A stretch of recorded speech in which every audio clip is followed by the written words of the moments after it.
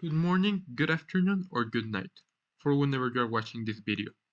The purpose of this video is to present the egg development and how oviparous reproduction and vegetative propagation works. Vegetative propagation is a form of asexual reproduction in which new plants grow from the vegetative parts of a parent plant, such as roots, stems, or leaves, rather than from seeds. Some examples are strawberry runner, potato tubers, garlic and onion bulbs, ginger rhizomes, and banana and mint suckers.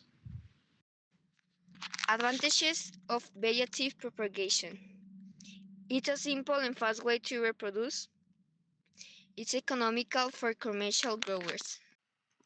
By the other side, we have the disadvantages of the vegetative propagation, which is that it doesn't allow for evolution and adaptation as frequently as asexual reproduction, and in unstable environments, genetically identical plants may all die out at once.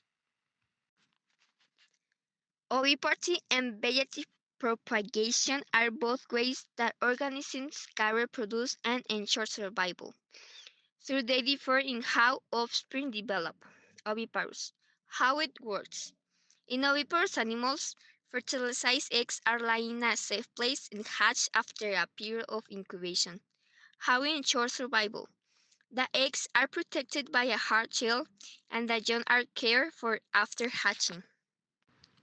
What are oviparous animals? Oviparous animals are those that reproduces by laying eggs. They include animals like birds, most reptiles, most fish, and majority of arthropods. Being oviparous is an evolutionary strategy for reproduction. Each egg is a gamete that has the female's contribution of the genetic material.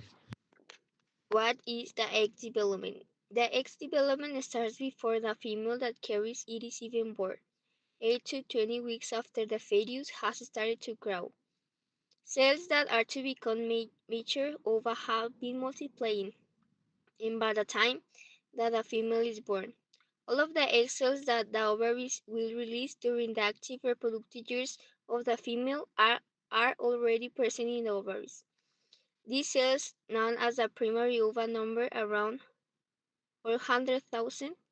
The primary ova remain dormant until just prior to ovulation, when an egg is released from the ovary.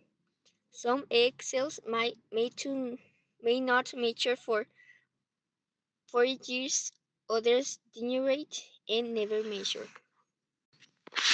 The eggs of most animals are giant single cells, containing stockpiles of all the materials needed for initial development of the embryo through to the stage in which the new individual can be feeding.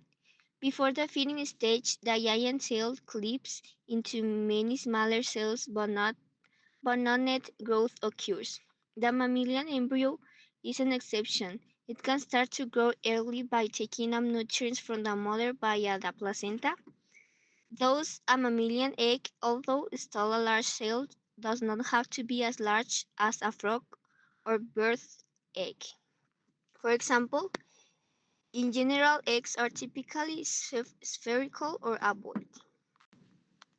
The egg cytoplasm contains nutritional reserves in the form of yolk, which is rich in lipids, proteins, and is usually contained within discrete structures called yolk granules. In some species, each yolk granule is membrane enclosed, whereas in others it is not. In eggs that develop into large animals outside the mother's body,